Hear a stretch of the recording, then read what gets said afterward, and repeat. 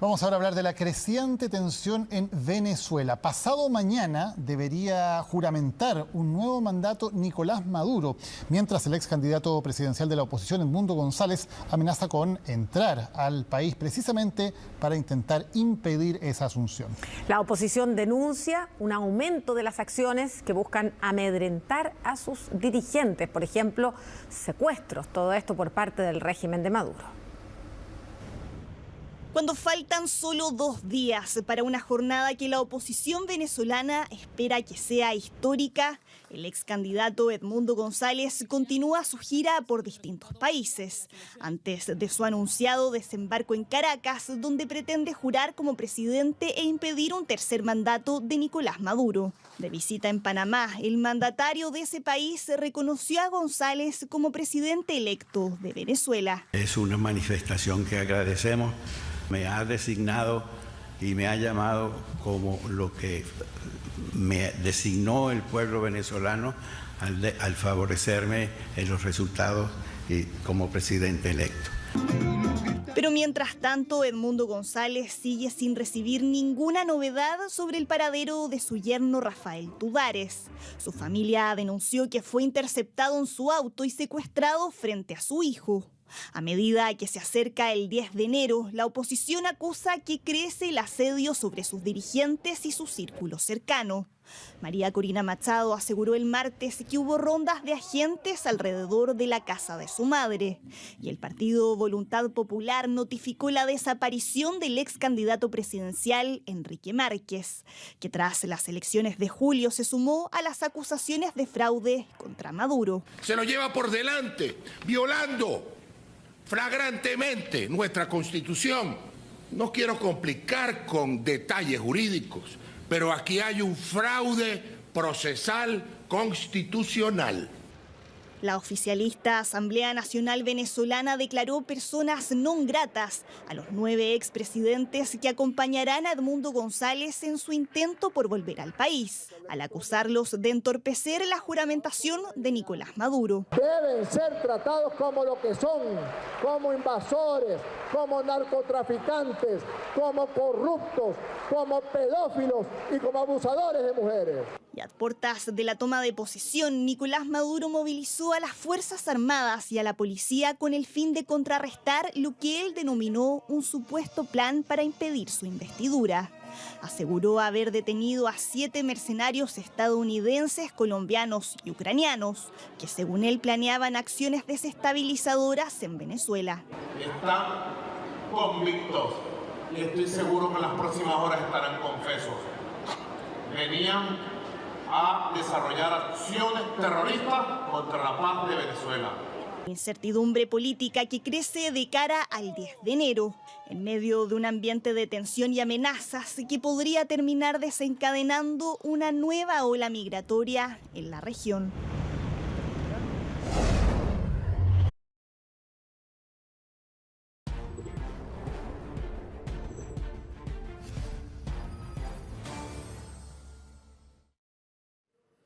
Seguimos analizando lo que está ocurriendo en Venezuela a pocas horas ya, 48 horas un poco menos, de la ceremonia de investidura del próximo presidente de Venezuela. Nicolás Maduro estará allí en Caracas, espera que se desarrolle con normalidad la ceremonia, pero Edmundo González tiene otros planes y ha dicho que busca llegar a ese lugar para hacer respetar la voluntad del pueblo. En sus propias palabras lo ha dicho así el líder de la oposición. Vamos a hablar con Paz Milet, analista internacional, magíster en estudios internacionales de la Universidad de Chile, quien ya está en contacto con nosotros. Para comenzar hablando, Paz, ¿cómo estás? Buenas tardes.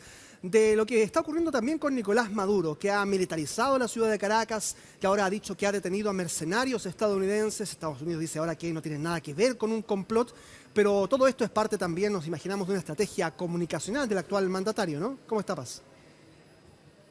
Hola, muy buenas tardes. Sí, efectivamente, él ha anunciado que va a actuar en un marco integral de defensa de la paz y la integridad y de respeto a la decisión del pueblo venezolano, y en ese sentido ha denunciado una serie de complots en su contra y en contra de la sustentabilidad del propio gobierno, y también ha argumentado que se va a defender con todos los mecanismos y con las herramientas con las que cuenta, que haciendo referencia no solamente a lo que son las Fuerzas Armadas, sino también es importante considerar el rol sustantivo que juegan las milicias dentro de Venezuela, ¿no?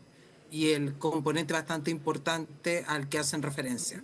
Sí, ahora Paz, respecto de Edmundo González también hay muchísima incertidumbre, porque él planea llegar a Caracas, pero ¿cuán factible es que realmente pueda aterrizar en Caracas, que pueda llegar al lugar de la investidura? La verdad es que resulta poco plausible, al menos aparentemente, de acuerdo a todo lo que se registra en Venezuela en este instante, ¿no? Sí, aquí hay que ver, es muy importante tener en consideración las señales, ¿no? No hay que olvidar que Edmundo González venía como parte de una gira que los últimos días había estado en Estados Unidos y en ese marco denunció, ¿no es cierto?, que había sido secuestrado su yerno. Él en este momento está en Panamá, pero no fue recibido por Trump. Y eso quita de alguna manera bastante fuerza a la posible opción de un Edmundo González aterrizando en Caracas, apoyado por un marco internacional de peso, con un respaldo bastante consistente que permita negociar o presionar más, por ejemplo, al gobierno venezolano.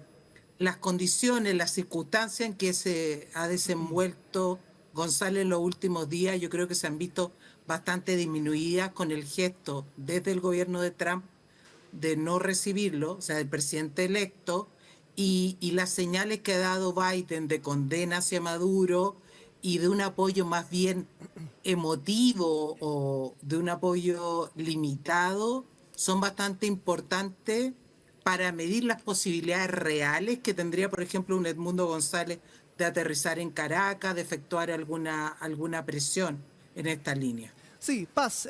Ahora, claro, mucho se habla del respaldo que tiene la oposición venezolana en Estados Unidos, pero la verdad es que por ahora señales de una intervención, de una mayor acción por parte de Estados Unidos no hay, y claramente parece ser una espera infructuosa, ¿no?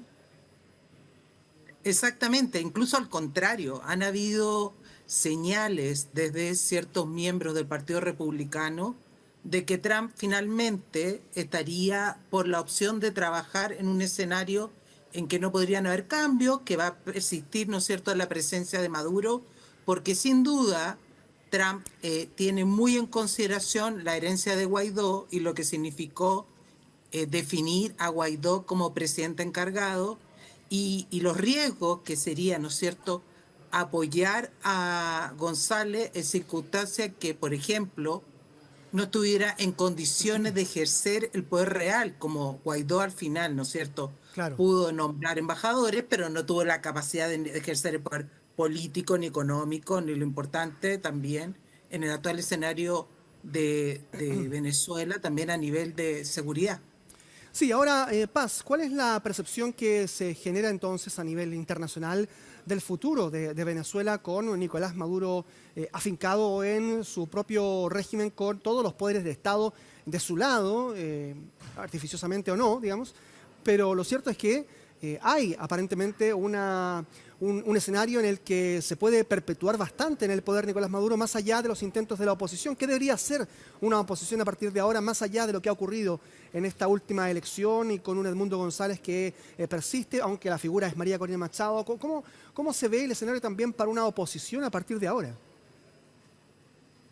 Muy difícil, porque sin duda la oposición creyó contar con las condiciones claras de a través de la negociación internacional, a través de una serie de puentes que se habían tendido para efectivamente ganar, ¿no es cierto?, el reconocimiento de una victoria en las últimas elecciones de julio. Cuando a nivel oficial se asume el triunfo de Maduro, después el escenario ha sido particularmente difícil. María Corina Machado está en la clandestinidad, ha dicho que mañana va a ser una protesta masiva en Venezuela en que ella va a salir de la clandestinidad y esa protesta sería acompañada, ¿no es cierto?, por protestas en otros países a nivel internacional. Ya, por ejemplo, Vox ha convocado una protesta en España de respaldo, ¿no es cierto?, a la oposición venezolana. Entonces, se ve que desde esa perspectiva va a haber una movilización en las calles. Pero no hay que olvidar que González inmediatamente tuvo que salir hacia España, ¿no es cierto?